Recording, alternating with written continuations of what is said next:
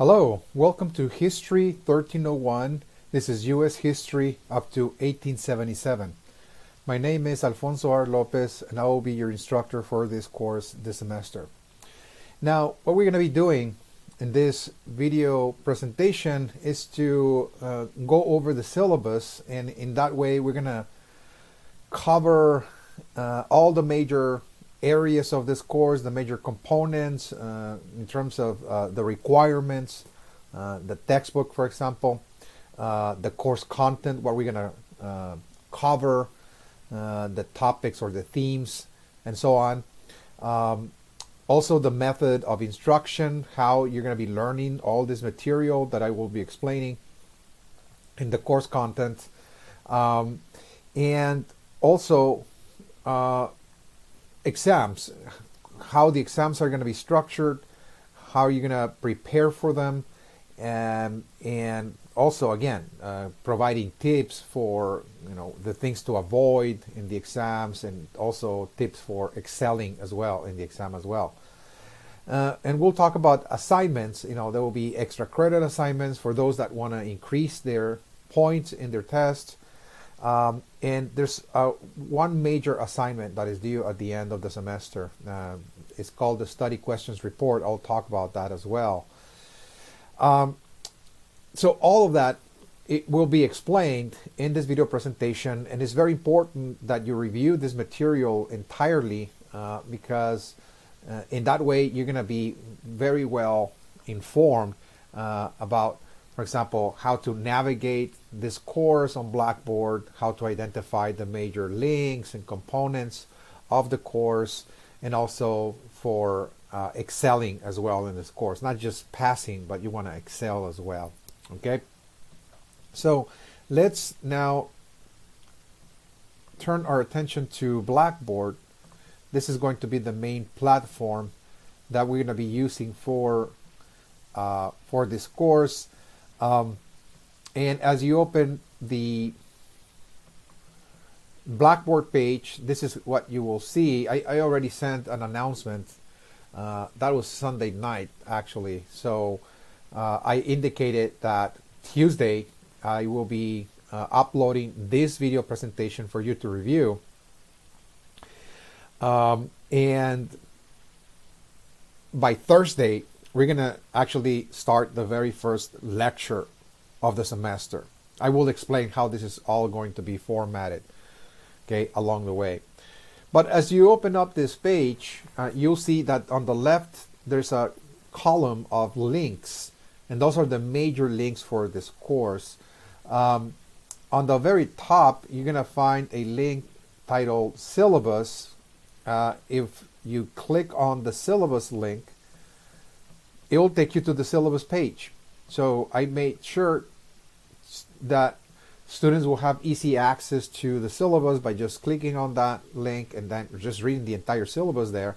And if you want to download it for some reason, you want to keep it handy and so on, I also provided the file, the Word doc, again on the very top as well. This is a very, very important document. This is something that students read sometimes before the class, before the semester starts, but in many cases, this is something that instructors go over with, over the very first day of class. Again, when the students meet the instructor the first day, more often than not, what the instructor does in that day is that they go over the syllabus and they provide a very good guidance and orientation, to the students, to know what to expect and how to prepare and so on. All right, so let's start from the very top. This is History 1301, Section 104. This is U.S. History to 1877. So this is the first half of U.S. History. My name is Alfonso R. Lopez. I will be your instructor for this class this semester, and the easiest and fastest way to reach me is via email. My email is listed there, alfonso.lopez@austincc.edu. I'm checking my email several times a day, so more than likely Monday through Friday, my policy is that you'll be receiving a response within a 24-hour period. During the weekends, I might respond within a 24-hour period, but sometimes I'm, leaving town, attending academic matters or personal responsibilities. So the policy is that if you're writing an email in the weekend, I'll be responding by early Monday morning, Monday. So it's a 48-hour period during the weekend. All right, so this is an online asynchronous instruction. And as it suggests that this is a class that will be delivered fully online. There will be no designated class meetings for real-time instruction. So this is a very flexible format that allows students to tailor their own schedule and, kind of create their own time frames for reviewing the material and doing the assignments and so on. Of course, there are going to be some due dates that you have to follow in terms of submitting the exams and the assignments and so on. But other than that, you just tailor your own schedule. Okay. Now, if you have any questions, of course, regarding the syllabus, everything I'm about to explain, please let me know. Send me an email, and I will be responding once again immediately Monday through Friday. But also keep in mind that according to ACC policy, all electronic communication between students and faculty must be conducted through the official college supplied systems, meaning that if you're writing an email from a private account, I will not be responding to that private account. Again, so please make sure to use your ACC email account for all class-related matters, of course. Okay.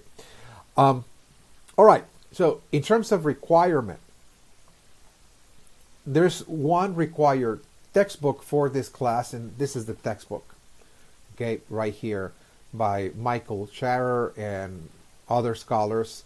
So this is an edited work. It is really a collection of historical documents. So this is not the standard textbook, that you read from cover to cover and it provides a narrative of historical events, but rather it's really a collection of primary sources.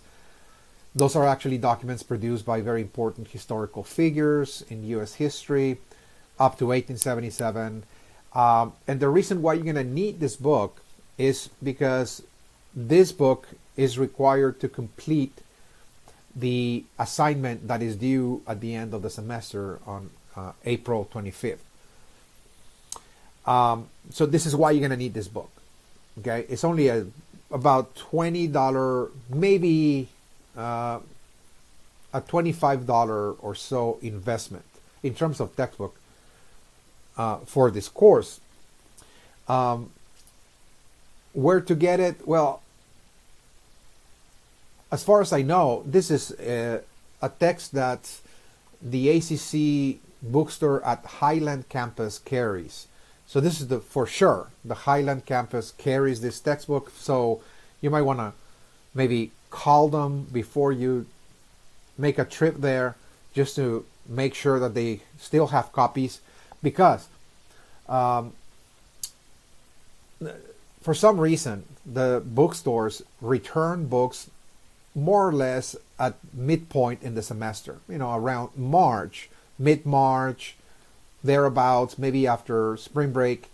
They start sending back the books that they didn't sell to the vendors, assuming that by that time students are not going to come to the bookstore and buy them, in other words. So even though you don't need this textbook immediately, because this is required only for the assignment that is due at the end of the semester, I suggest that you don't procrastinate.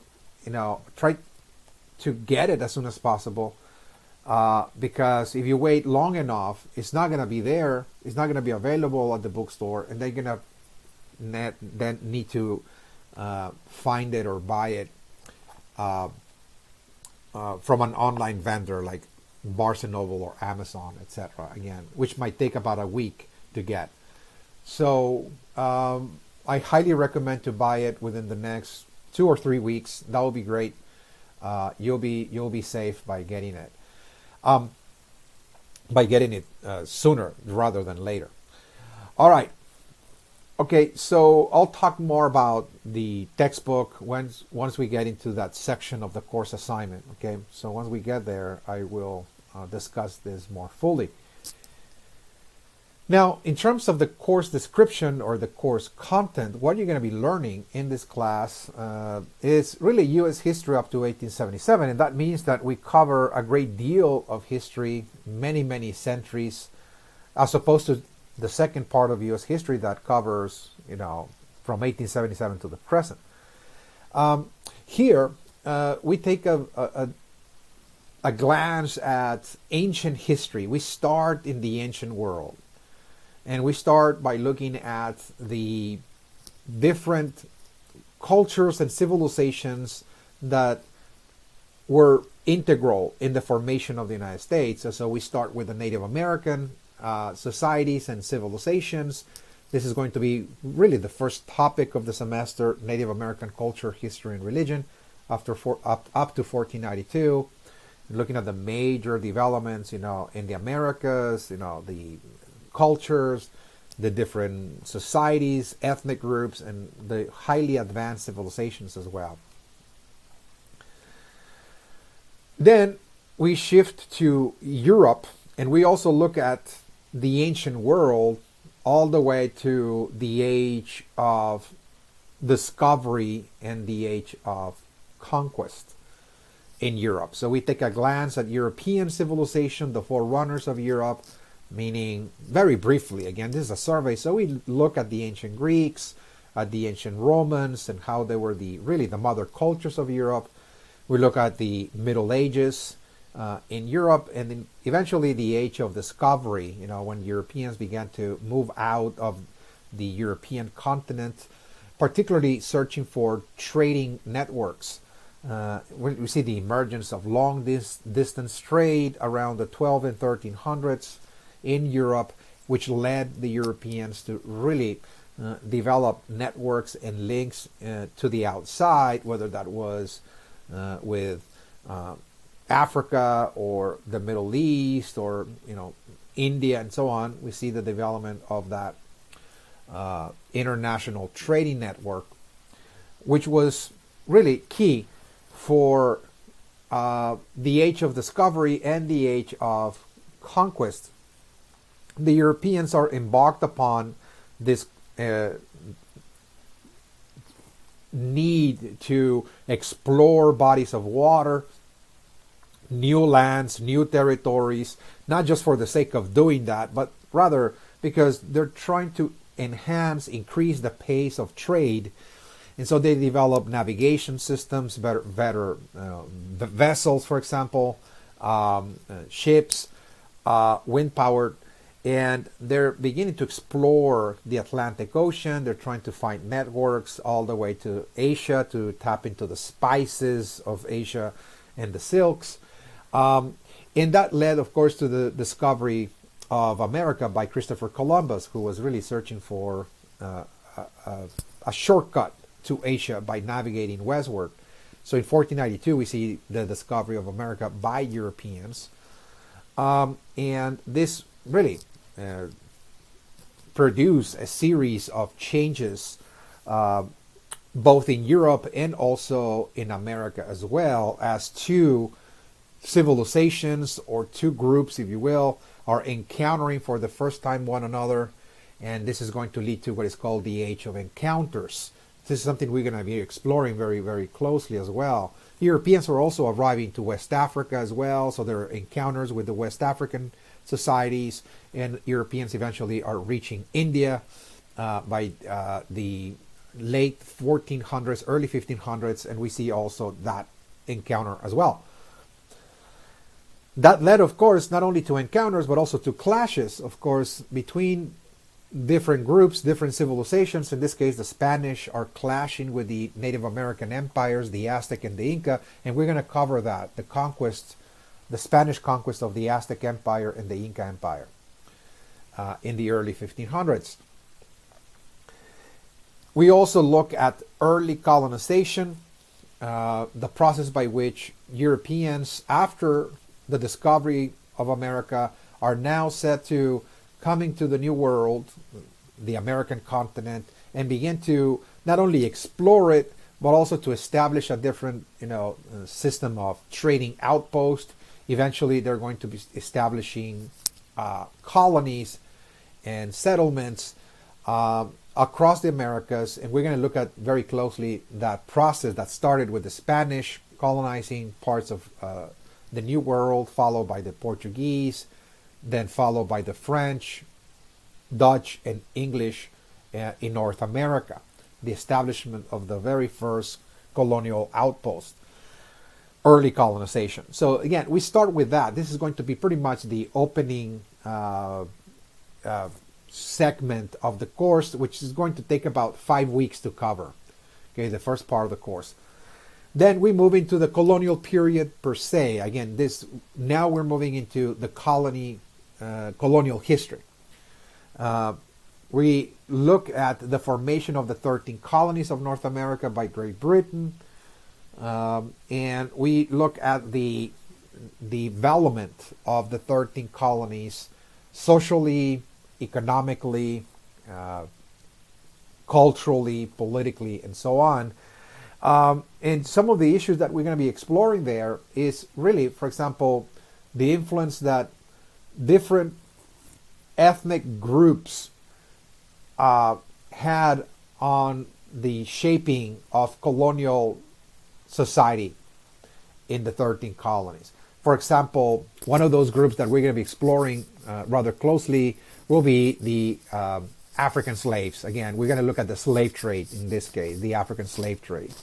Very extensively, we're going to look at that. We're going to be exploring Africa, the place of origin, and then all the factors that led to the slave trade and the reasons why Britain decided to import African slaves into their own colonies. We're going to look at that very closely. We're also going to look at other issues in colonial America that also transformed and changed the character, the societies, the institutions of the colonies. And some of those had to do with, for example, religion. Okay, religion in the colonies. Religion played a key role in the foundation of the 13 colonies by Great Britain. So, and it's still very much important even today in the United States. Religion continues to be a very, very important force, because out of the original 13 colonies that Great Britain established, 5 of those colonies were settled by religious exiles. Those were actually religious communities that were fleeing persecution, that were escaping the persecution in Europe. Europe was engulfed in a series of religious conflicts between Protestants and Catholics, and a great many of those Protestant groups left Europe, came into North America as a safe haven, so to speak, to establish their ideal religious communities. Eventually, they created a series of colonies. So we're going to look at that very closely. The formation of the religious colonies, particularly the upper colonies, New England, including, of course, Pennsylvania as well. And we're going to look at how those religious colonies evolved over time, how those religious communities began changing as the ensuing generations of, whether we're talking about Puritans, for example, settlers, or Quakers, and so on, how over time future generations began to pretty much abandon the fervor, the devotion to their religious beliefs and practices. And we're going to see, of course, a series of changes that are transpiring in the colonies. We're going to see, of course, reactions against those changes. The decline of religious intensity, the religious interest had its counter-offensive, so to speak, in a series of witch hunts. We're going to cover that, the Salem witch hunts of 1692. And also, responses to that decline involve revivals as well. We're going to cover, for example, the First Great Awakening, which was really an attempt to bring back religion, in the hearts and minds of the colonists. It was not really a persecution of people that were abandoning the religion and so on, but rather it was really an attempt to rekindle that spark, that spiritual fire among the colonists to retake religion and to commit themselves to this process of what's called salvation. Okay, so religion is going to be very, very central in our discussion as we move across the semester, because religion was central to people's lives, at least in the United States, in the very early origins of the United States in the colonial period. We're also going to examine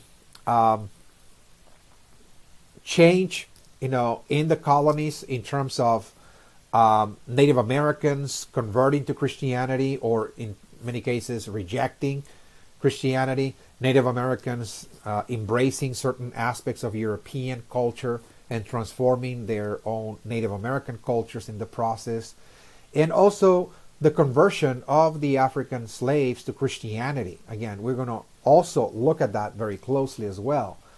How the African slaves who brought their own African religious traditions from West Africa at some point during the First Great Awakening converted to Christianity and created their unique brand of Christianity as well. So we're going to also look at that rather closely as well. We're also going to examine relationships between the British or the European settlers in the colonies and the Native American groups, and we're going to examine all those relationships also rather closely. Eventually, this is going to lead to a major conflict that exploded in the 1750s, otherwise known as the French and Indian War. And this is going to be pretty much marking the end of the colonial period. Okay, so we're going to cover that very, very, very thoroughly. At the end of the colonial period, we look at the American Revolution. This is the struggle for independence by the 13 colonies. And we cover that also very thoroughly by looking at the economic factors that led to independence, but also the ideological or philosophical factors that led to independence as well.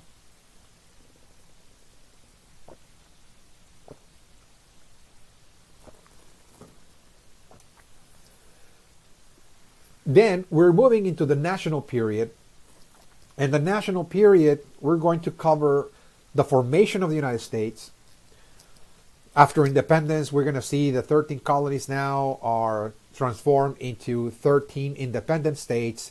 And we're going to see the efforts of those states to create a new political entity, a nation. Okay, the struggle to create a nation, and we're going to see the steps, the stepping stones by which slowly but surely those independent states are writing constitutions and trying to mold a country, eventually creating what is called the American Republic by 1787. We're also going to examine the initial years of the Republic, some of the challenges that the Republic faced as it was born. And those had to do with maintaining political unity in the face of political divisions abroad. We see, for example, the influence of the French Revolution creating political parties. We see the emergence of political parties. This is something that is coming from the French Revolution, liberals and conservatives. And again, as countries are born, like the United States, for example, as new nations are born, we're going to see that within those nations, there's going to be a lot of differences as to what a nation should be. Not everybody agrees, what a country should look like, how it should be run, what kind of economic system should it have, for example, or what kind of political system and so on. So there's going to be a lot of disagreement. Eventually, people divide themselves and form political organizations, or what is called political parties. So we see also in the United States the formation of political parties as well. There's going to be a liberal and also a conservative party, and this is going to pose a challenge in this newborn nation called the United States to really maintain its unity. There's also foreign challenges. There's going to be a new war between France and Britain. That affected American interest in foreign trade, and this is going to lead to yet another war with Britain, the War of 1812, something we're going to cover also quite thoroughly. In the national period, we will cover two more events that were transformative in American history. One was the Industrial Revolution. We're going to cover the first Industrial Revolution in the United States, how that Industrial Revolution transformed the country, particularly the upper states, the Northeast, and we're going to see the emergence not only of industries and factories, but also the emergence of a new economic system, otherwise known as capitalism, for example.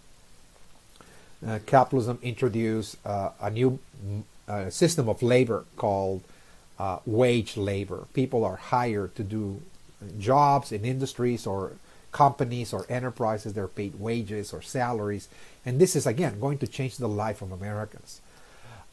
We see the development of railroads and canals, and again we see a huge transformation taking place in the United States with this new modern industrial society and economy. People are moving into the cities now. We see the emergence of industrial towns and industrial cities in the United States. And in sharp contrast, the U.S. South is not going to follow the same road of industrialization. The U.S. South did not industrialize during this time. It decided to grow cotton, continue, again, working in this system of plantation agriculture with the use of slave labor. So instead of implementing capitalism and hiring people and paying them wages to do work, the South will continue to rely on slave labor to grow cotton for the mills and for the industries, both in the north part of the country, but also abroad overseas as well. And so we see, again, a split in the country. The Industrial Revolution had the unintended consequence of splitting the country geographically between an industrialized north with a capitalist system and an agricultural south with a slave labor system. And those two systems were incompatible, so to speak. And so they were in competition with one another, and eventually they disputed dominance over the country. And this is going to produce a crisis in 1860, and this crisis, something we're going to assess at the very end of the semester, is otherwise known as the Civil War. Okay, the Civil War between the North and the South will be assessed at the very end. Eventually, the South will be defeated by the North for reasons that I will explain.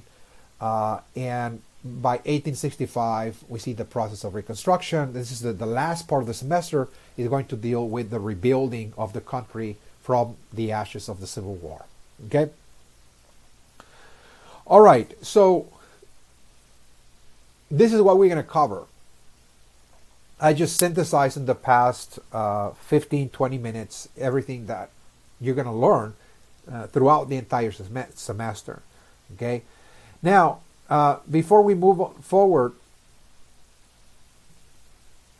I just want to mention, my perspective and style of teaching, so you become more aware and acquainted with the format of the lectures, for example, and also the approach that I take when I teach.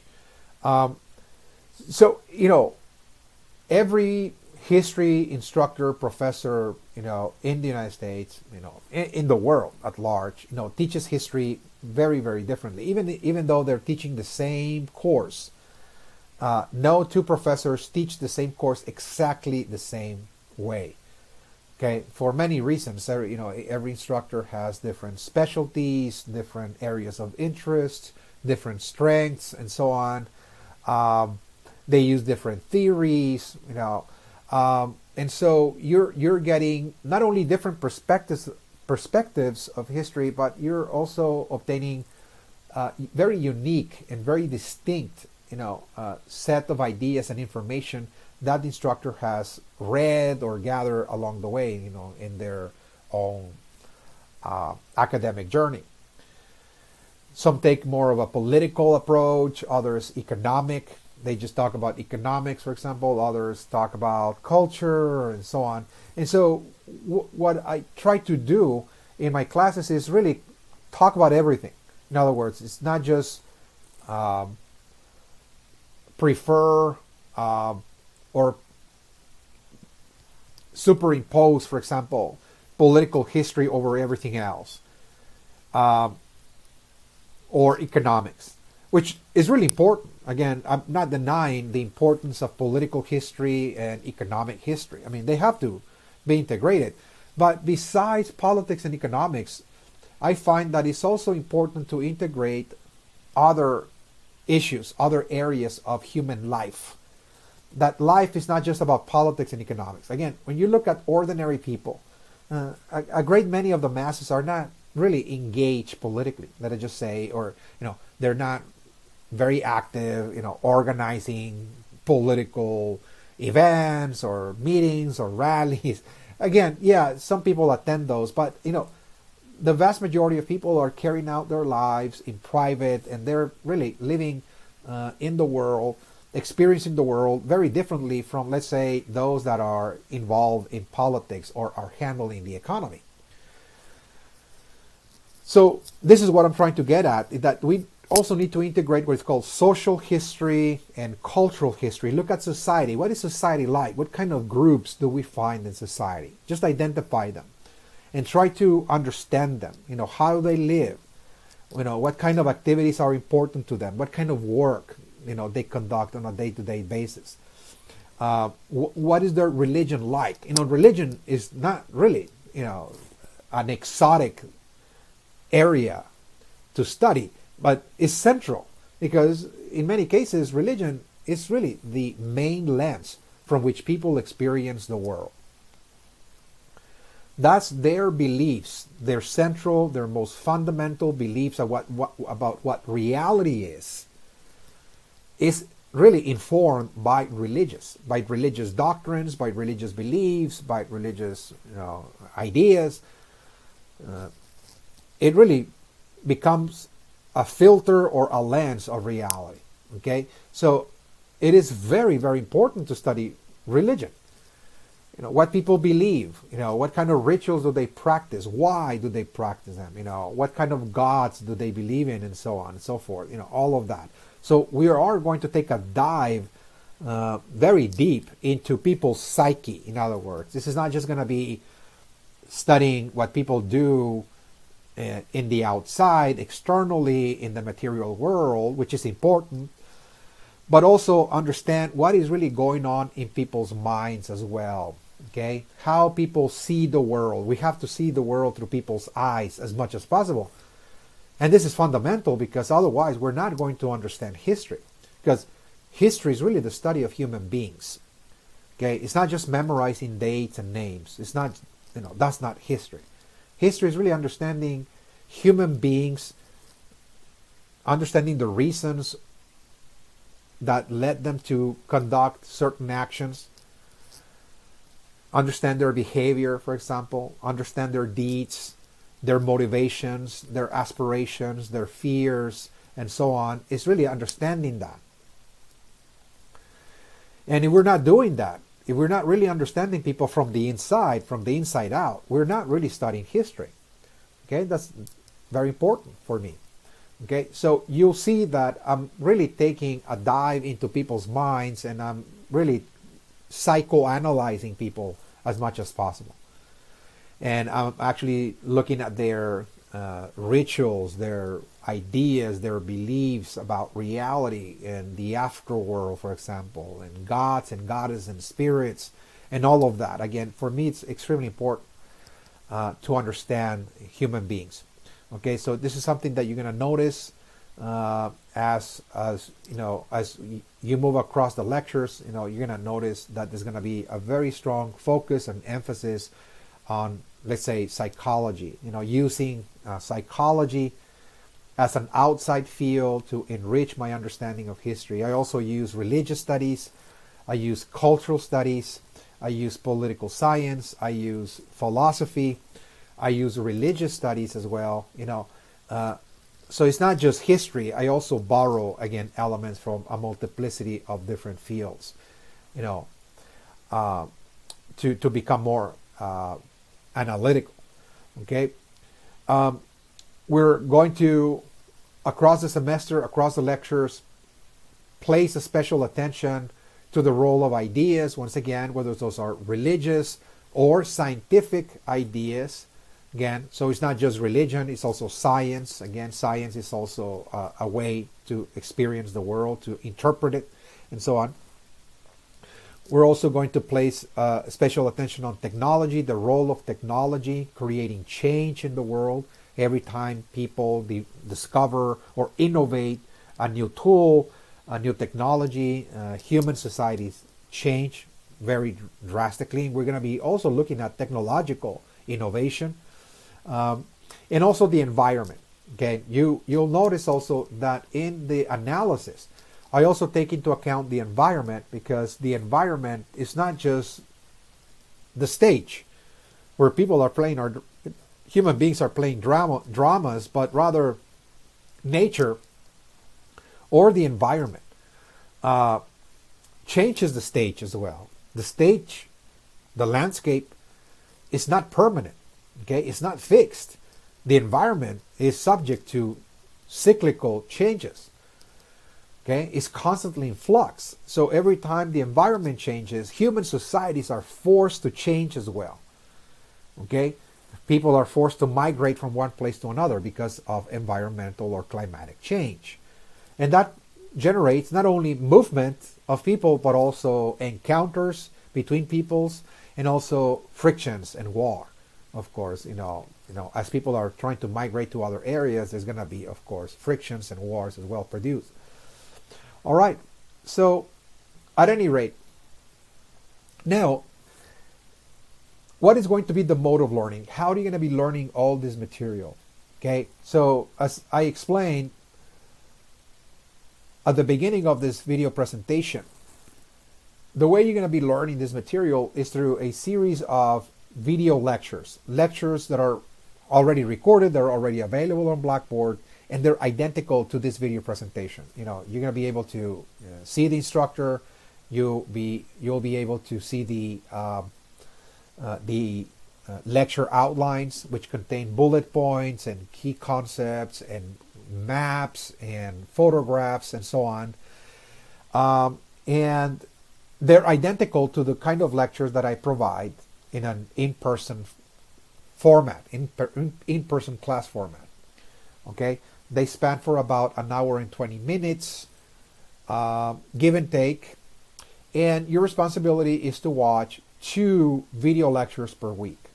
Now, you can tailor your own schedule, but I highly suggest that you watch 2 video lectures per week, the same way as if you will be attending an in-person, class in campus. Same way, you attend 2 class meetings. Okay, you write notes, and those notes are going to be critical for the exams. Again, so the 3 exams for this course are going to be based exclusively 100% on the lectures. Okay, so you don't need to worry about anything else. So don't worry about outside readings, me following up a book or reading an article, etc. But rather just watch the lectures, because all the material that you need to learn from this course is provided in those video lectures. Okay, I will be sending the reminders every week, Tuesdays and Thursdays. I will be sending reminders, saying, okay, look, this Thursday, for example, this coming Thursday, I'll say, oh, we're starting the first lecture of the semester please watch session 1 of the first topic on Native American history, culture, and religion. If you're wondering where those lectures are located, okay, so if you go back to course content right here on the left, there's a link titled Instructional Materials. You click on that, and then you click on this folder, on the top folder, Recorded Video Lectures. You click on that, and you'll find 9 folders, and those are the 9 themes or topics that we're going to cover in the semester. Because the lectures are not going to be provided randomly. They're organized into themes. There are 9 themes that we're going to cover across the semester. 9 topics, 9 themes. So it's a thematic organization. And each theme or topic contains 3 video lectures. So if you click, for example, on the first one, Native American History, Culture, and Religion, you will find 3 video lectures. And they span, once again, about an hour and 20 minutes each. So every week, you're supposed to be watching 2 in that order. So you first watch session 1 and 2, and then number 3, and then you move into the second folder. You know, you go back, you will look at European discovery, conquest, and colonization of America. You open that, and there's going to be another 3 sessions in that order. But I will be reminding you where we are. Every week, you will be receiving an email from me, Tuesdays and Thursdays, you know, what lecture you're supposed to be watching, you know. Not necessarily that day, but that week, in other words. That, you know, in this week, you're supposed to be watching this, in other words. I recommend that you try as much as possible to keep that pace, to be watching 2 per week, because otherwise you're going to be piling up a lot of material, and then by the time you want to catch up with all this material, it will be just too much to cover. Okay, way too much. Okay. All right. So let us go back to the syllabus.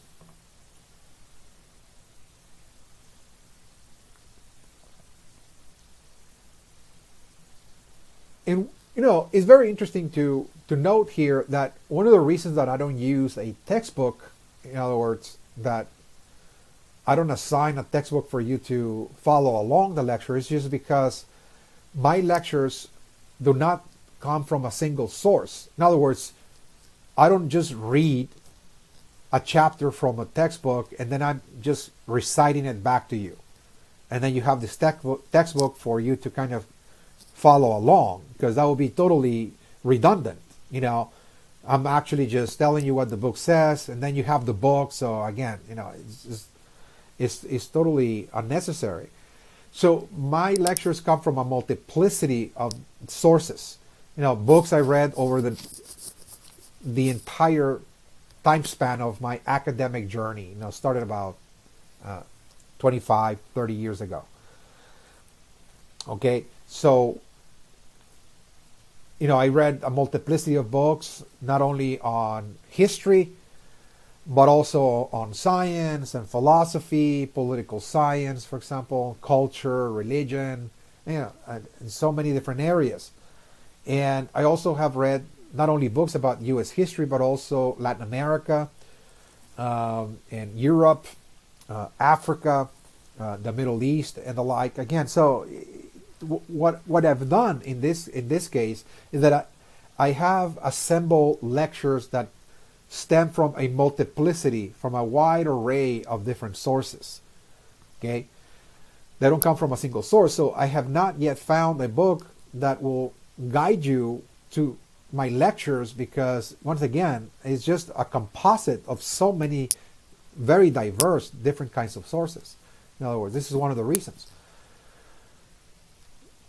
So the only thing that you need to be concerned about is just the lectures, because ultimately the exams come from the lectures. Okay, all of the exams come from the lectures. I have given you here the list. This is the so-called table of contents of the 9 topics that we're going to be covering. They're listed there, and the way this is going to work is that Every time we finish 3 topics, we have an exam. Okay, every time we cover the first 3 topics, we have the first exam, and then the next round of topics, 4, 5, and 6, the second, and then the final will cover 7, 8, and 9. Now, having said that, the exams, again, how they're going to be formatted. Well, the exams are more like writing assignments for this course. They're not going to be timed. They're not going to be scheduled to be taking place, at a specific date and time, and you only have about an hour and 30 minutes to do it and so on. But rather, you're going to have about 5 weeks to do each one of them, okay? And you can be doing them along the way. It entails really answering questions on one topic and key terms from another topic. So remember, we cover 3 topics per exam. So to give you just here an example, let us just say if we go to the first exam right here, you'll see that it has part 1 and part 2. It tells you everything you need to know about the guidelines and the format that you need to follow and so on. But ultimately, again, part 1, you choose one topic. Again, it can be the history and culture of the Native Americans, or topic number 2, the European discovery, conquest, and colonization of America. And you answer all of the questions for that topic that you select. So you only choose one topic, and you answer all the questions on that topic for 70 points. For part 1, it should be at the very least about 5 full pages. 5 full pages. Try to be very thorough, very descriptive, and try to provide details and so on. Don't assume that I know what you're talking about. This is very key. When you assume that I know what you're talking about, you leave out a lot of explanation. And so at that point, I cannot measure whether you have seen this material and learned it and so on, because you're not actually writing it in your own, in your own words. Okay, so be very descriptive. The same with part 2. Part 2 deals with topic number 3 on religion. And I've provided 5 key terms, and you're supposed to select 3 key terms, and also be very thorough. Identify, describe, and explain the term. So I'm actually looking at an extended discussion, not just a definition. This is not just, like a dictionary or encyclopedic, definition, but a very thorough description and explanation of the term. And that's for 30 points. Okay? Now, I must warn you here that although this is like a kind of like open notes, if you will, type of exercise, because it's not timed, so therefore you have 5 weeks to do this and so on. There are 2 main issues that I've had with students in the past that have led those students to fail this course. And those are, number 1 is that instead of watching the video material and writing notes and learning the information, and then writing that information in their own words, trying to pretty much create a narrative and explain that in their own words, what they do is that they turn in a transcription of my lectures. They use different kinds of software, programs, Word, and so on. There's a multiplicity of different transcriptions you can use. And that is not going to work, because as soon as I start reading my own lecture, and that there was very little input from your part, that you're not really, again, writing this. This is just a mechanical, production. You're going to fail, because what you're actually telling me is that I didn't really go over the material. Something else did that for me, and I just went back and kind of just arrange and polish it. It's not going to work. I have to see your own writing. I have to see that you're actually writing this. Okay, so I pay attention to that. Again, don't think that I'm just going to just discard that and just oversee that. I'm going to actually pay attention, whether you're actually writing this or not. So that's number one. And the other issue is that instead of watching the material, a lot of students, well, not a lot, but there's always in every class a handful of them that decide to use outside sources. That, well, you know what? Instead of actually watching the material and learning about the Protestant Reformation and Martin Luther and so on, I'm just gonna go online, and kind of download information and put it there. Okay. Even if you're trying to paraphrase it and put it in your own words, it doesn't matter. So as soon as if I start reading something that I did not lecture, that work will be disqualified as well. So two things: mechanical transcriptions or literal transcriptions, or the use of outside sources will result in the disqualification of the exam. Okay? So I just wanted to get it out of the way because I want you to avoid those pitfalls again, and receive a failing grade for this course. So it is just easier to do a work once than to do it twice. Just do it once. In other words, if you have to do it right, do it once and you do it right. You watch the material to take the notes and use the notes to answer the questions and the key terms. Again, that is really the easy part. The other part is just, failing and maybe doing it again, maybe taking the course again. Again, it's just, it's very troublesome. So they're 25% each of the final grade, each one of those exams. Now, in terms of assignments,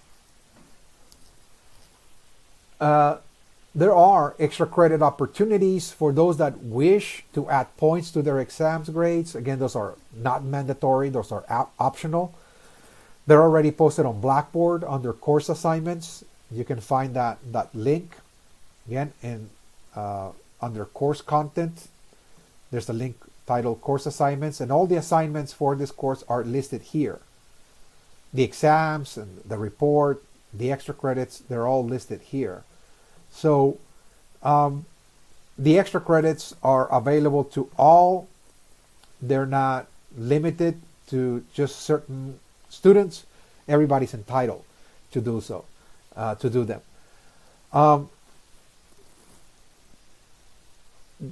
Which means that your grades are not set in stone. You can always improve. You can always, through effort, through commitment, you can always increase your exams grades by a whole letter grade, each one of them, if you do those works properly.